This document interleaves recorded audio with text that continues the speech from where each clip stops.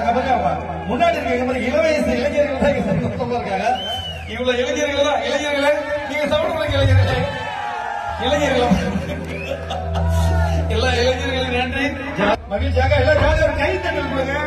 உங்களது மகிழ்ச்சி எங்களது செல்வகுமார் அவர்களின் டி சகோதரர்களை நிகழ்ச்சி என்று கூறிக்கொண்டு ஜாலியா இளைஞர்கள் இருக்கும்போது அவங்களுக்காக ஒரு பியூட்டியா ஒரு பாட்டு போடணும்.